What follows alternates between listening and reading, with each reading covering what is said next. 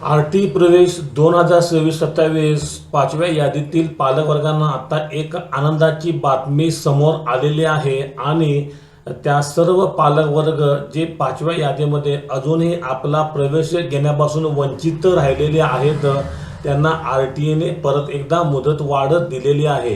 पालकवर्गांनो, आज आपण या व्हिडिओमध्ये बघणार आहोत की ती तारीख किती आहे, किती तारखेपर्यंत आपणास परत एकदा आपले डॉक्युमेंट व्हेरिफिकेशन करण्यासाठी वेळ मिळणार आहे, अजून किती दिवस बाकी आहेत आणि जे जे पालक पाचव्या यादीमध्ये आहेत ते आता खुशीमध्ये आहेत आणि त्यांना एक दिलासा हा मिळाला आहे।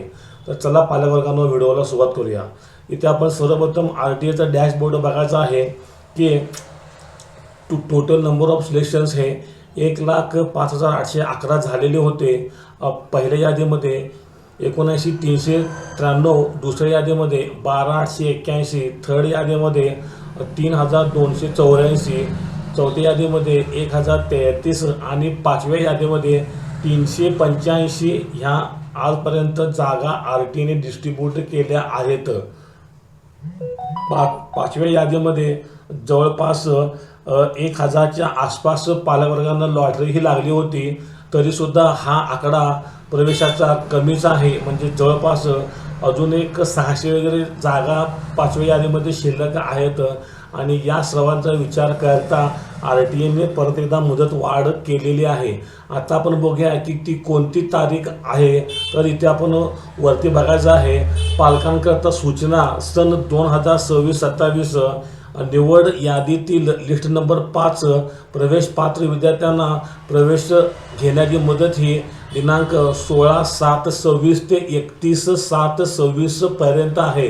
तर 31 जुलै ही अंतिम मुदत आहे पालकवर्गांनो आणि आपण आरटीएकडे आपले डॉक्युमेंट व्हेरिफिकेशन हे 31 जुलै 2026 पर्यंत व्हेरिफिकेशन करून घेऊ शकता आणि आपणास आता जवळपास एक 5 दिवसाचा हा कालावधी उरलेला आहे।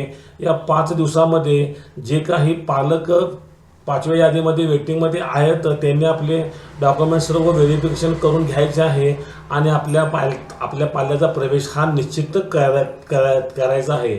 तर आत्ताच ही एक नवीन ब्रेकिंग न्यूज आहे की निवड यादीतील लिस्ट नंबर 5 प्रवेश पात्र विद्यार्थ्यांना प्रवेश घेण्यासाठी मुदत ही वाढलेली आहे आणि आता आपण 31 जुलै 2026 पर्यंत आपले डॉक्युमेंटेशन व्हेरिफिकेशन पूर्ण करून घ्यायचे आहेत। तर तुर्तास एवढेच पालकवर्गांनो ही आपणास बातमी द्यायची होती। तरी व्हिडिओ कसा वाटला मला हे कळण्याकरता माझ्या व्हिडिओला लाईक, शेअर आणि चॅनलला सबस्क्राईब करा। धन्यवाद। थँक्यू। वंदे मातरम।